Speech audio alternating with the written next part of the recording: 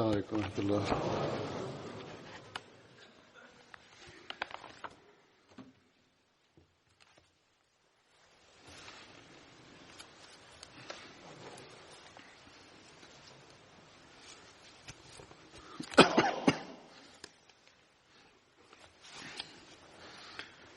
أشهد أن لا إله إلا الله وحده لا شريك له وأشهد أن محمدا عبده ورسوله أما بعد فأعوذ بالله من الشيطان الرجيم بسم الله الرحمن الرحيم الحمد لله رب العالمين الرحمن الرحيم مالك يوم الدين إياك نعبد وإياك نستعين اهدنا الصراط المستقيم صراط الذين أنعمت عليهم غير المغضوب عليهم ولا الضالين. В миналия проповед за Мухаммад бин Маслама, за него разказах и остана една част, जो днес ще иншалла разказвам за убиването на Кааб бин Ашраф. Разказах това, че Хазрат Мухаммад бин Маслама с един начин, вземайки на него далече от неговото семейство, го убива. Дали това не е лъжа? И също казах, че на трите места е позволено човек да лъже, както пише в една традиция. Някои хора така казват.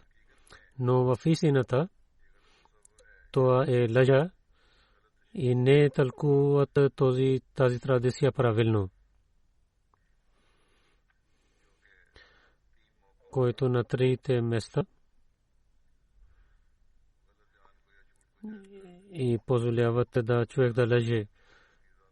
Аз разказах тази тема тогава, който пише в книгата Сират Хатамун Набиин, но за тази тема обещания Масия алейхиссалату вассалам в своята книга в Нурул Куран и пише за това, който говорим за един християнин. Една част, няколко части ще ви разказвам. Ще бъде ясно това, че ислям не позволява някой да лъже. Обещания Масия алейхиссалату вассалам каза, че разказвайки обвинението на един християнин, че пророк саллалаху алейхи ва саллям 3 пъти позволява човек да лъже и да скрива своята религия. В Коран каза един заповед, но Инджил не позволява да скрива вярата си. Това е обвинението и отговор давайки каза, че трябва да стане ясно колко за истината в Корана пише. Аз не мога да мисля, че в Евангелието има такива заповеди. И след това каза, че Корана каза, че лъженето е равно да човек да прави равно с Бога, както в Корана пише.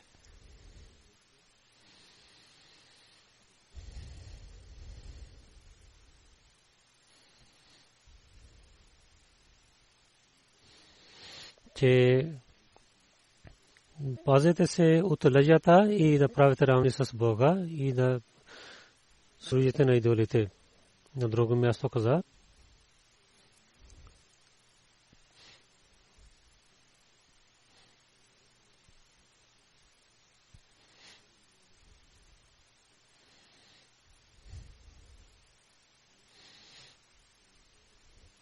о вярващите, да бъдете справедливи станете и да кажете винаги истината и свидетелствайте истината.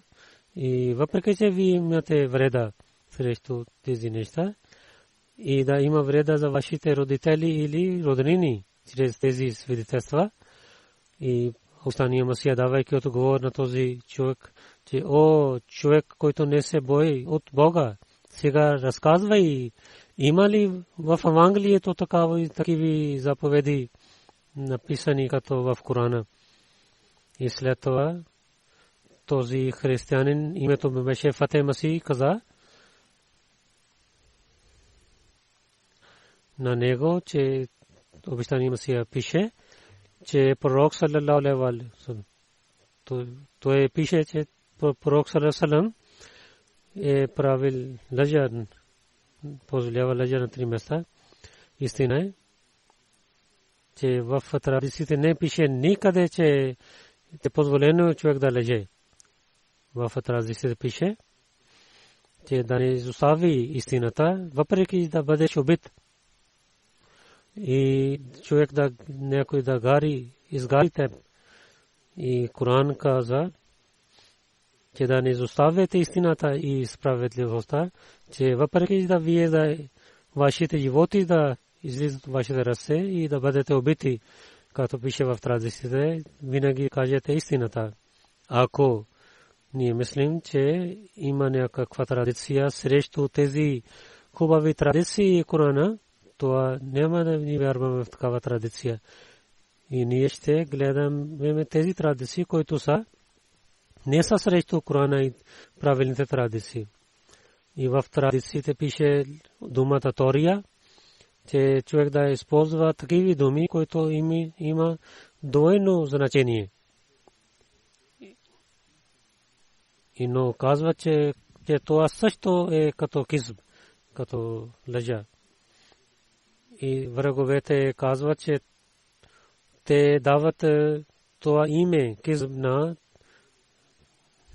кава дума, но някой неразумен човек гледа такава дума в някаква традиция, когато използвам някаква дума, улеснявайки значението му, значението и тогава той казва, че това е лъжа. Но той не знае, че истинската лъжа е една мръсотия в исляма и човек прави равно на Бога. Това е равно на лъжа. Но когато има проблеми, че в традициите пише, когато има много дълго време, тогава човек може да използва Тория, но хубави хора са онези, които не използват Тория. И Тория в ислямското значение, че да скриват някакво значение, че да скриват някакво нещо и в такива примери да разказва, че разумен човек да мисли тази дума, но един неразумен човек да не мисли, че той да мисли друго нещо. И който човек не иска да говори. И след мислене, той да знае, че каквото човек, който говореше, той каза, това беше истина. И нямаше лъжа в това. И нито сърцето отклони към лъжата, како в някакви традиции, и да има решение между две мусулмани, или да пази своята жена от кафката в семейството, или човек да скрива своите неща в битката и враговете да мислят друго нещо, това е позволено Тория. Но след това много традиции има, от които ние знаем, че Тория е срещу богобоязливие. И истината е добре, въпреки че той да бъде убит или някой да изгари на него. И след това каза, че пророк саллаллаху алейхи ва саллям винаги е дал заповед човек да пази себе си от лъжа, че че думите да не показват някаква лъжа. Той каза, че нашия пророк Саййидул Мурсалин саллалаху алейхи ва саллям битката Ухуд той беше сам. Той пред сахабите каза, че аз съм Мухаммад, аз съм пророк на Бога, аз съм синът на Абдул Муталиб. Тук трябва да ви казвам, че в същата книга там пише, че тази книга, която беше, че това пише, това е в това не е битката Ухуд, това е битката Хунейн. Ресърсел изпратиха нещата, Сиратул Арабия, където пише, че тези думи пророк саллалаху алейхи ва саллям в Хунейн и в Ухуд, в двете битки той е използвал тези думи. И тогава Ишвазарте, Низате Шад, те трябва да премахнат това хашие. Аз гледах, бързайки, които думите на обещания Масия алейхи салам да улесняват тези думи. В хашието пишат, че това беше сахав, но трябва да гледат и да дълбоко да гледат нещата. И сега това нещо пред мен. И там с много ясни думи каза, че в битката Хунейн и Ухуд, в двете битки пророк също използвал тези думи. И това казах за тази тема. И след това каза, ако в някаква традиция, Тория, ако казват, там каза, че това е кизб, това човек не мисли за това, да услесняват някакво нещо. Ако написаха тази дума, че никой не може да казва, че това е лъжа, тогава това човек е неграмотен, ако използва такова нещо. В Корана и в традициите заедно казва, че лъжата е забранена. И всичките велики традиции разказват за Тория. Ако ще мислим в някаква търса, там не използват, написаха думата Тория и кизъб пишаха, тогава това не означава, че лъжата е позволена. Това ще стане страх от Бога. Ако някой Тория използвайки Тория като кизъб, ние трябва да подчиняваме на Корана и на традициите. Ако някакво е срещу това, ние няма да вземаме тези значения, които са срещу Корана и традициите на пророка. И след това той каза, в Корана се прокълни срещу лъжливите хора и лъжливите хора нямат вяра. И лъжливите хора са приятели на дяволите. А не само каза, че да не лъжете, също каза да не седнете срещу лъжливите хора. И да имате страх от Бога и да станете с истинските хора. На друго място каза, когато говориш, и трябва да говориш истината. И за подигравка да не лъжеш. И както преди разказах, сега другите неща ще разказвам. Мухаммад бин Маслама, за него разказвайки неговия живот, когато Бану Назир измамайки и искаха да убиват на пророка с камена, с откровението Бог дал съобщава на пророка саллалаху алейхи ва саллям. Тогава пророк саллалаху алейхи ва саллям остана много бързо, че той има нужда. И пророк саллалаху алейхи ва саллям отиде в Медина. Пророк саллалаху алейхи ва саллям, когато отиде, неговите последователи, които чакаха там, дойдоха в Медина. Когато пристигнаха последователите в Медина, те знаеха, че пророк саллалаху алейхи ва саллям, Мухаммад бин Маслама, той извика на него. Аз Абу Бакр каза, че нашия пророк, вие дойдохте бързо и не знаехме. Пророк каза, че евреите искаха да измамят на мен. Бог съобщава на мен и след това станах и дойдох. Бог откровил този стих.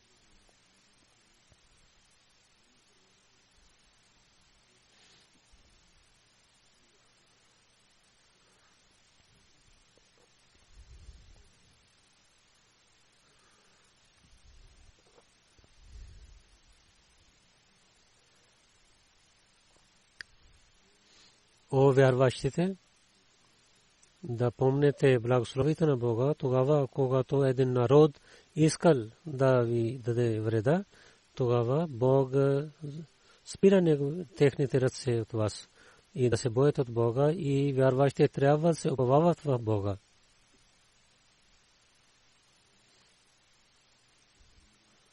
Хазрат Мухаммад Маслама го изпрати при евреите.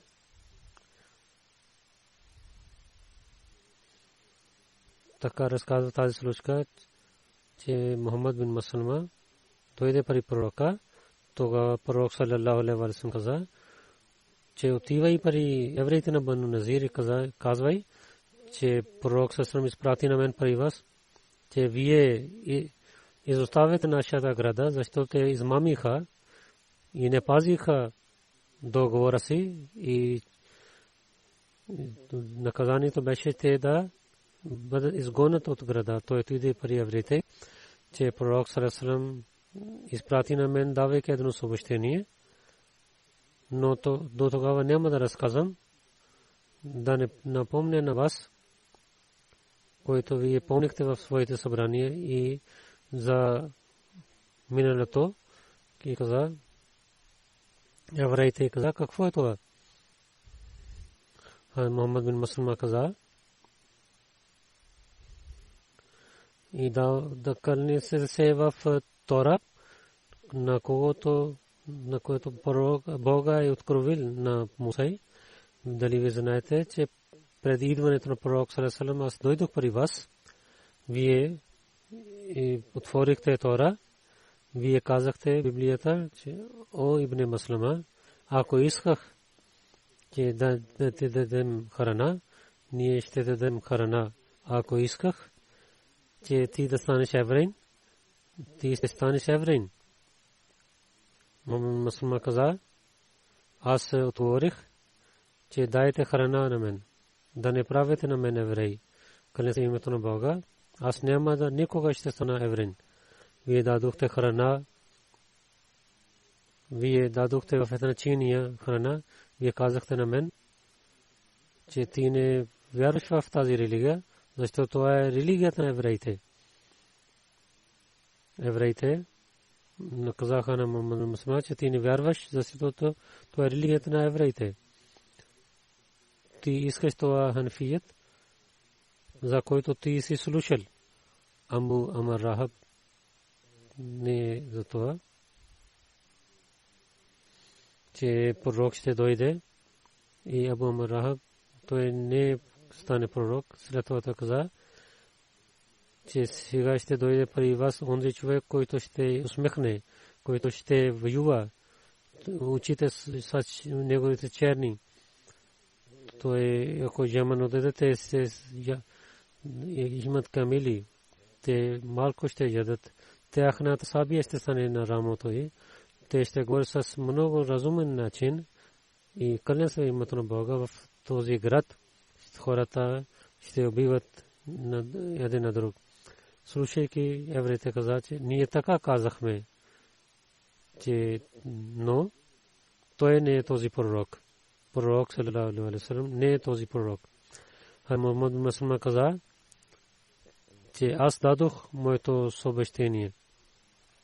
След това той каза друго нещо, че пророк саллаллаху алейхи ва саллям изпрати на мен, и той каза, че вие отказахте от този договор, за който вие правихте с мен, защото вие измамихте на мен.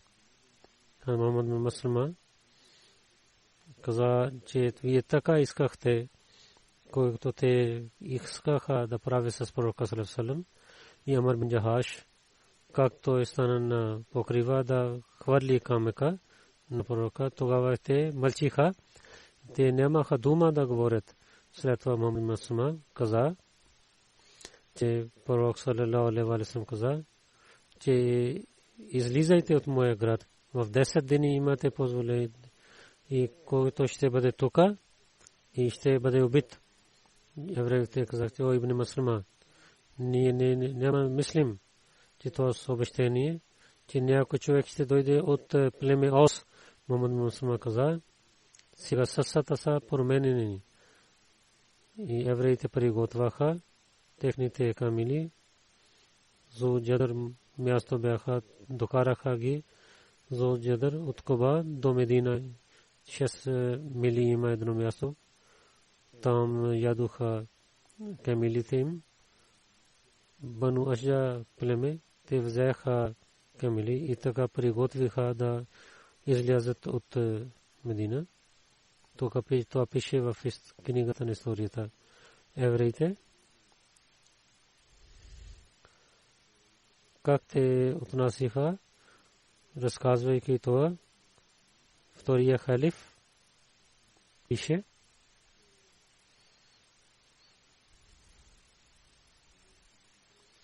че където пише за Бану Курайза, измамата им, за Хазрат Амар бин Ясир разказах това, но за историята, то е много важна тема. Тук трябва да разказвам. Пише, че Бану Курайза да имаше проблем. Тяхната измама не беше такава, че да изоставят, да забравят. Пророк Сасалам дойдейки от битката Хандак каза, че да не седнете в домовете си преди вечер, отидете пари крепостите на Бану Курайза.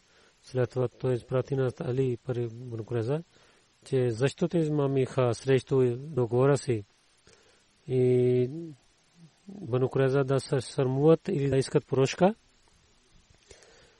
те послугаха на Али и на неговите приятели и за пророка и за жените на пророка Сасалам послугаха и казаха, ние не знаем, че Мухаммад саллалаху алейхи ва саллям какво е това. Ние нямаме договор с него. И Али се върна, вземайки този договор. Тогава пророк саллалаху алейхи ва саллям с него саллалаху алейхи ва саллям с последователите отидоха към крепостите на евреите и евреите послугаха и пророк саллалаху алейхи ва саллям за неговите жени и дъщерите също казаха лошите думи. Аз Али за това мислейки, че пророк саллалаху алейхи ва саллям слушайки тези думи ще има болка, каза, че защо вие имате болка, ние сме достатъчни за тази битка, вие да се върнете. Пророк саллалаху алейхи ва саллям каза, аз мисля, че те пасуват и ти не искаш, че аз да слушам тези лоши думи. Аз Али каза, да, това е истината. Пророк саллалаху каза, че това какво стана? Ако те пасуват, Мусей пророк беше техния пророк. Те дадоха повече болка на него. Разказвайки това, пророк саллалаху отиде към крепостите на евреите, но те затворяйки своите крепости и започнаха да воюват с мусулманите. Техните жени също участваха в битката и мусулмани, които седнаха до стената, една еврейнка хвърлиха и камък, убива един мусулманин. Няколко дни след евреите биха, че те няма да воюват. Тогава техните глави искаха от пророка саллалаху алейхи ва саллям, че Абу Лубаба Ансари, който техния приятел и глава на племе Ос, да говори с него. Пророк изпрати Абу Лубаба и евреите казаха, че дали пророк саллалаху алейхи ва саллям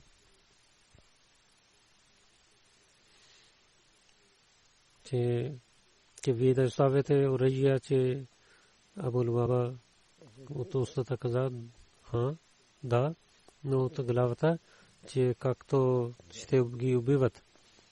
Пророк саллалаху алейхи ва саллям не показа своето решение, но Абу Лубаба, мислейки в своето сърце, че техното, който има лошетия, които чупиха своя договор, наказанието им, освен да бъдат убити, няма друго наказание. И каза едно нещо на тях, и който убива на тях. Евреите казаха, че ние, ако решение ще вземаме на пророка саллалаху алейхи ва саллям, те ще имат това наказание, че те да бъдат изгонени от Медина.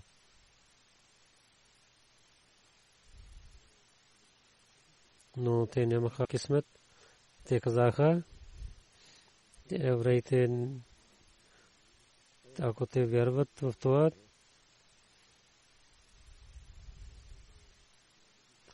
че те да бъдат изгонени от града, но те нямаха късмет. Те казаха, че ние не сме готови да вземем решение от пророка саллаллаху алейхи ва саллям. Ние от приятел ще вземем решение от Саад бин Муаз. Каквото той ще решава, ние ще вярваме. Но евреите имаха разногласия. Някои казаха, че нашия народ отказа отговора и мусулманите, че техната религия е истината. Те изоставяха своята религия, станаха мусулманин. Един човек, Амар бин Сухди, който беше глава на този народ, той каза на своя народ, че вие измамихте, чупихте договора си, или да станете мусулмани, или да дайте пари. Евреите каза, нито ще стане мусулманин, нито ще дадем джизия пари. И по-добре ние да бъдем убити. И след това той каза на тях, че аз не съм с вас. И казвайки това, той излиза от крепостта. Когато той излизаше от крепостта, че един мусулманин, Мухаммад бин Маслама беше глава, гледа на него. И че кой пита, кой е той? Той каза, че аз съм този човек. Мухаммад бин Маслама каза,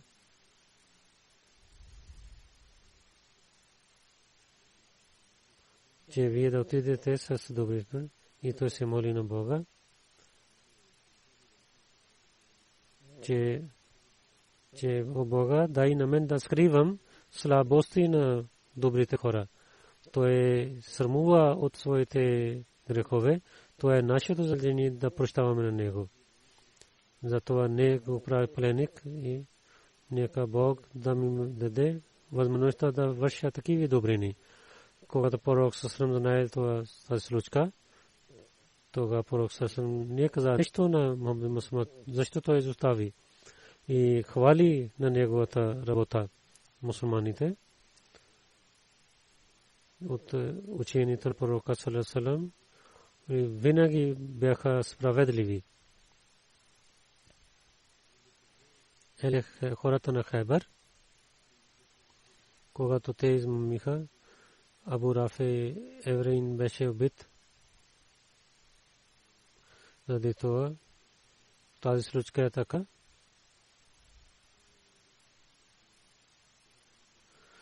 И за убиването и последователи, които бяха изпратени в това, Хазрат Мухаммад бин Маслама участваше, който убиваха на Абу Рафи Юхуди, евреин. Един човек убива на цялата група, който беше, той участва в тази група. Хазрат Сайб Зада Мирза Бешир Ахмед Сахиб разказва тази случка от историята, че главите на евреи, заради които те в края на 5 хиджри срещу мусулманите стана битката Ахзаб. Хуй бин Ахтаб с Бану Курайза той беше убит, но Сана бин Укайк, който кратко име Абу Рафи, той беше свободен в Хайбар и той говореше срещу исляма и заради сражението и за наказанието на Бану Курайза той стана по-голям враг. И племената Гатфан бяха до Хайбар и евреите Хайбар и кабилите на Найд бяха съседи. Затова Абу Рафи, който беше много голям бизнесмен, това беше неговият начин, че Найд, които имаха много лоши племена, срещу мусулманите да станат, той им казваше и в дъбността на срещу пророка саллаллаху алейхи ва саллям, той беше приятел на Кааб бин Асад, той е на Гатфаните срещу пророка саллаллаху алейхи ва саллям ги приготви да той много дал пари на тях.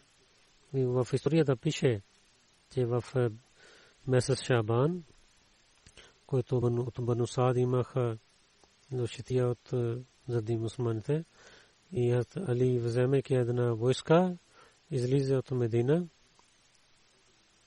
и там беше също бяха евреите от Хайбар, които с помощта на Абу Рафи вършиха тези лошития. Но Абу Рафи не само спира тока, той искаше кръвта на мусулманите. И пророка на саллаллаху алейхи ва саллям и в неговите очи бяха като трън. Той така прави, че като битката Ахзаб от племената на Гатфан и Нажд, той пак отиде при тях и да унищожават на мусулманите. Той ги събира като една голяма войска. Когато така стана и пред мусулманите, пак стана положението като Ахзаб, тогава пророк саллаллаху алейхи ва саллям при него и някои ансари от племето Хазрач отидоха и казаха, че трябва да казваме, че основател на тази лошитея да убиваме Абу Рафе. Пророк саллаллаху алейхи ва саллям, мислейки това, че в страната да не стане пак битка, един човек да бъде убит, който е много лош, той позволява на тези последователи. И Абдулла бин Атик Ансари и 4 хазраджи последователи ги изпрати към Абу Рафе, но също им посветва, че вижте, на жена и деца да не убивате. В месец Рамазан ще се зри една партия отиде и с много добър начин, вършейки своята работа, се върнаха. И така тази лошетия не отиде към Медина. В Бухари, където традицията пише, че Бара бин Азиб каза, че пророк саллаллаху алейхи ва саллям изпрати една партия от последователите към Абу Рафе и Абдулла бин Атик Ансари беше глава. Абу Рафе беше такъв човек, че той много болка даваше на пророка саллаллаху алейхи ва саллям и срещу него даваше помощ на хората. Когато Абдулла бин Атик и неговите приятели пристигнаха до крепостта на Абу Рафе и слънцето залезна, и Абдулла бин Атик изостави своите приятели, той отиде при вратата на крепостта и там така седна, че някой човек седа за нуждата си. Когато човек дойде пари да затваря крепостта, той гледа на Абдулла, той го вика, че о човек, аз затварям крепостата, ако искаш, влизай вътре. Абдулла вземе качашафт, той отиде в вратата, човек затваряйки врата и вземайки, оставяйки ключ там, той отиде. След това Абдулла бин Атик каза, аз излязох от мястото си и най-първо аз отворих вратата, че когато има нужда да излязам от това.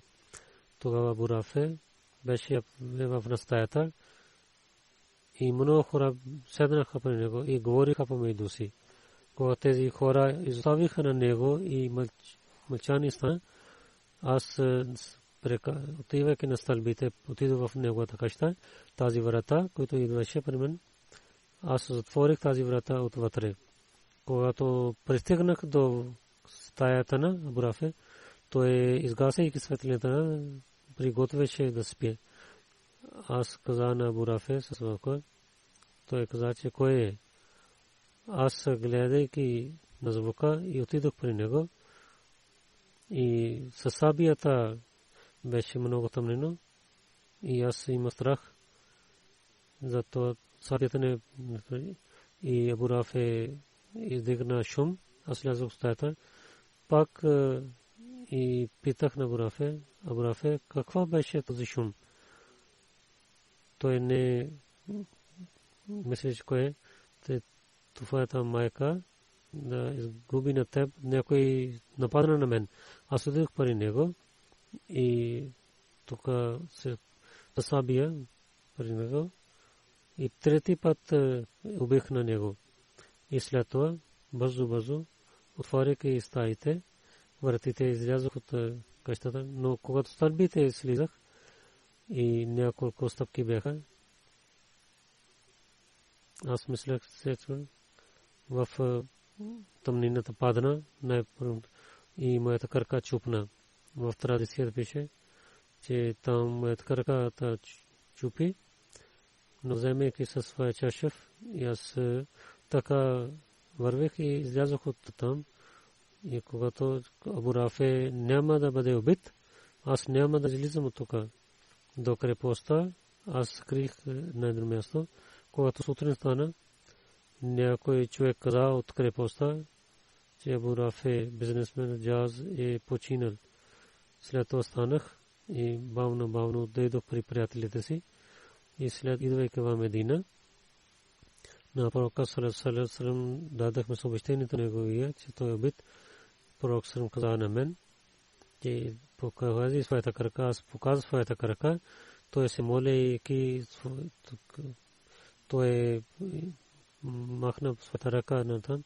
Аз така мислех, че нямаше болка на мен. В другата традиция пише, че когато Абдулла бин Атик напада на Абу Рафе, неговата жена, и извика с висок глас. Аз мислех, че слушайки нейния глас, другите хора да не идват. Аз вдигнах сабия на нея, но помнейки, че пророк саллаллаху и забранил да убивам на жените, аз не върших тази работа.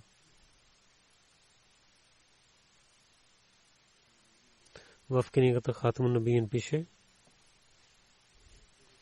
че за Абу Рафе да бъде убит, не трябва да говорим за него. Абу Рафе, той беше много лош човек. Това пише в историята, че той беше лош човек.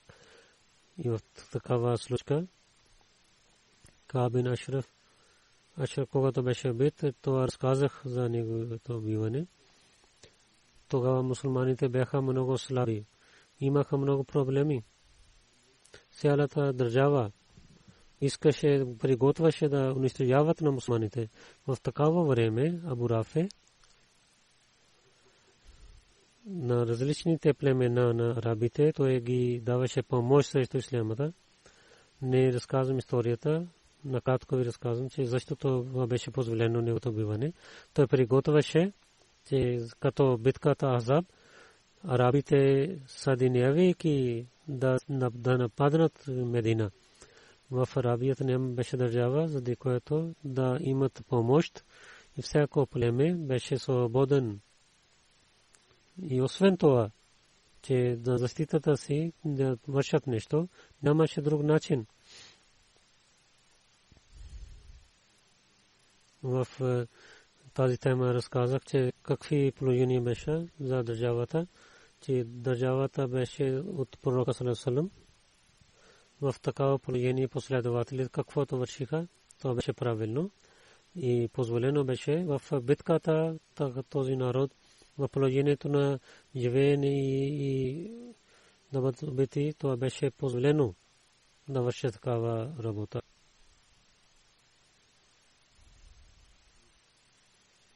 От Умар на Мухаммад бин Маслама, който беше халиф от Чухена племе, изпрати да вземе пари, когато някой амел и имаха обвинения за истината, Умар изпратеше на него. И така Умар имаше до вяра в него и за това, за парите, за държавата, той беше изпратен.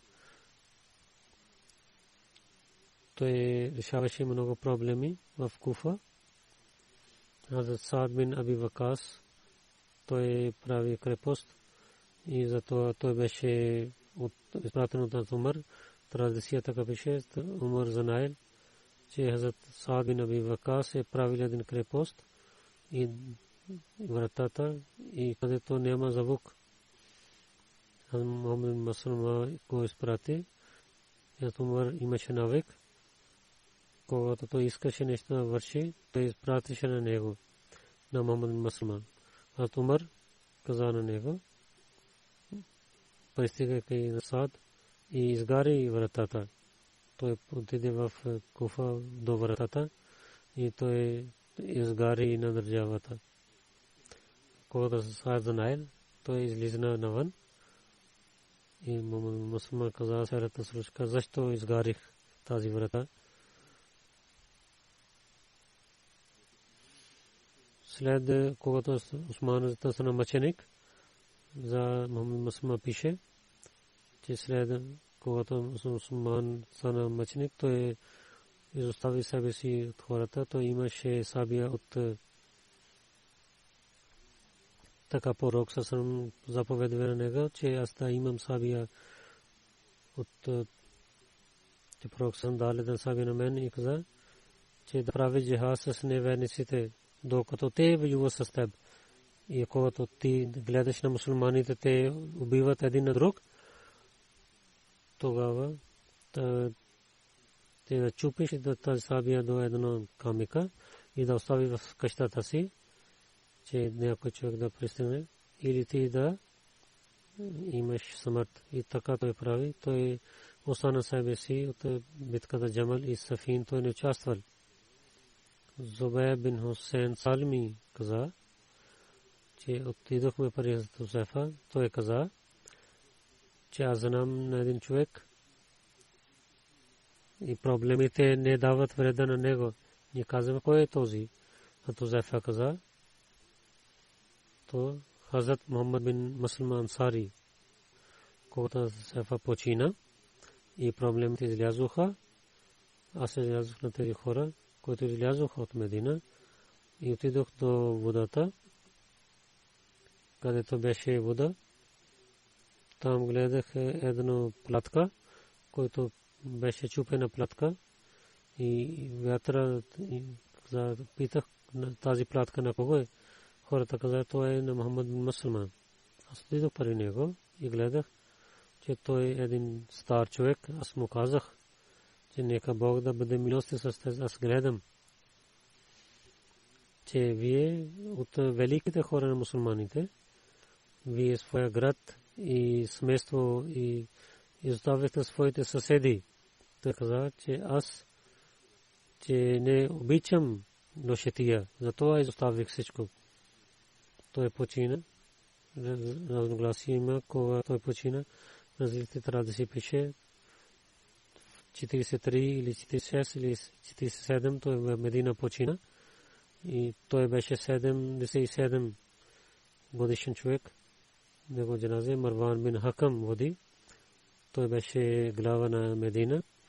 Там също пише, някой прави мъченик на него. Така свърши неговото разказване. След молитвите има джаназе, които тук има. Господин Тайдин Сахиб, синът на Сададин Сахиб, 10 февруари. Той почина, 84 годишен беше, инна лилляхи ва инна илайхи раджиун. Той беше муси. Той се роди в Юганда.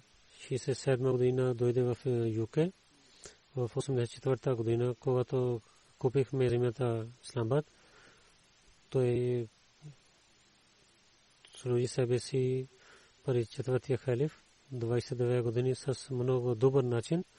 Той тук служи на джамата в Исламабад. За първо събрание до последното събрание много се труди и за гостите на обещания Масих алейхи салам той служише на тях. Той вършеше техникал работи за денонощно. Той служише на джамата в електрик, плъмбинг, санитари и той спазваше молитвите, постеше, беше добър човек, починяваше, много добър човек беше, търпелив беше, с халифа беше, много силна връзка. Неговия внук Мунаввардин Сахиб, Мурабби Сисла, той от сана мисионер от ЮК, сега в МТ работи. Той пише, повече хора, които тук остана в Исламабад, той беше много трудолюб. Моя дядо каза, когато дойде в Исламабад, той беше сам и нямаше ток или нямаше топлина. Много трудно време беше, но той се радваше, че джамаат и за халифа той дава жертва. На време се молеше, работеше със своите ръце, гостоприемлив беше, търпелив беше. Много хора написаха неговите автобити. Мъже се Алкоти също каза, в Исламабад имаше въркшоп с машините. Той беше опитен човек, имаше връзки с фирмите и всеки берег той прави хора да живеят там със своят тим. Той правеше работа в топлина, студено време. Той работеше и да работи всички много с труд. Той прави тази работа, върши тази работа. Винаги смехваше, казваше да се молите за мен. Никога в Исламабад живеше там, в едно малка стая живеше. Не гледа към семейството, в който живеше в Лондон. Нека Бог да прощава на него и неговите деца, като него да имат предаността и да свършат добрини и да им даде търпение.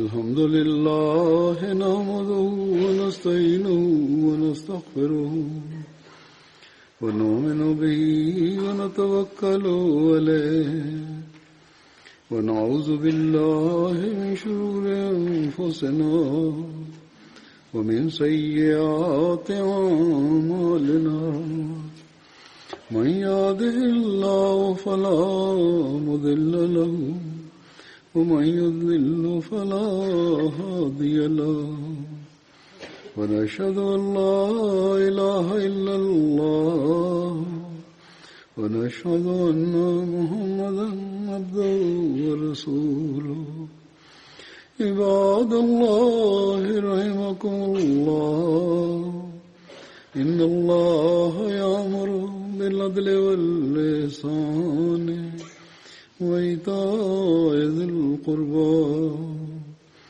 وينهى عن الفحشاء والمنكر والبغي يعظكم لعلكم تذكرون اذكروا الله يذكركم وادعوه يستجب لكم ولذكر الله أكبر.